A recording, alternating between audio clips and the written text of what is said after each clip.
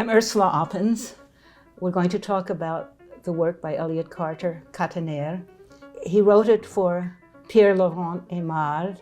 It was supposed to be a piece to be premiered on Carter's 100th birthday, but in fact it was premiered in 2006 on a program entirely of etudes that Aimard was giving at Carnegie Hall. And of course this is an etude. I suspect that it was written specially for this program. I mean, just because that's what it is. It is Carter's party piece. Lots of people play it. It's a fun piece to play, actually. Yes, it's difficult in some ways, technically, but it's not rhythmically complicated the way many of his other pieces are.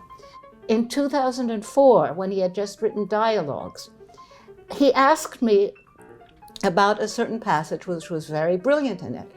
And the question was, did I think it was vulgar or too show-offy? And I said, oh, we just love to show off. Instrumentalists love to be virtuosic.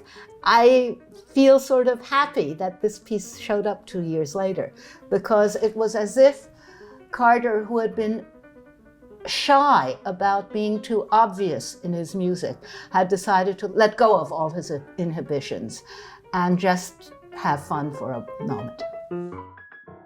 Now, to learn it. Okay, it's not rhythmically complicated, but it's technically difficult. And the main thing you have to do about it is play it non-legato. And that is the very, very hard thing.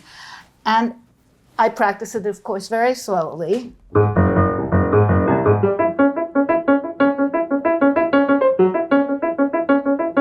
And eventually what I'm trying to do is have a sense of my fingers bouncing off the keys, not playing a staccato like that, but sort of have the return of the key send my finger to the next note.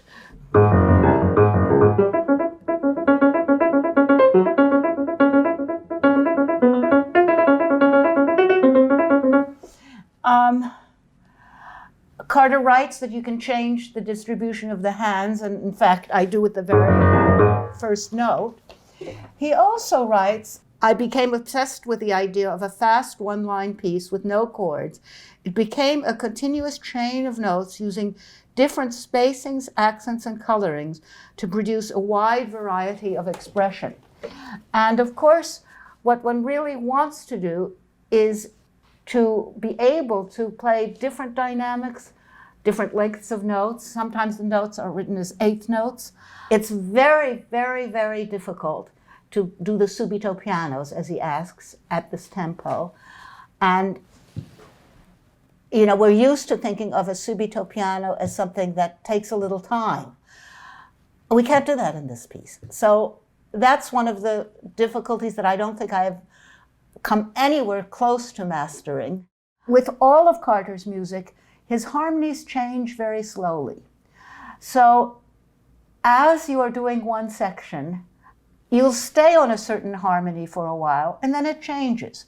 I'm thinking of, let's say I'll play measure 46 to the beginning of measure 51, and you see how.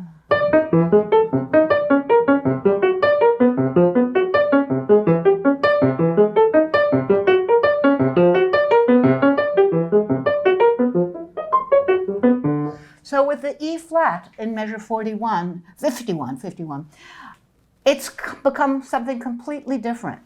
And one of the ways I feel of not only practicing, but knowing where you are in this piece, is feel the different harmonies as they change.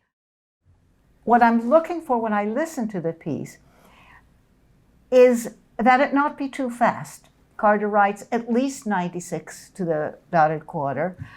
I feel no more than 96, even though usually once you start playing it, your heart suddenly goes very fast and you're way above 96.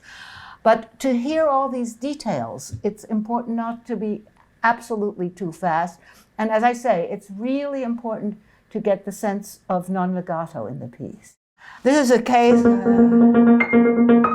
where it's, at least in my score, it's marked piano, but I remember Carter saying, can't they be softer, those B flats?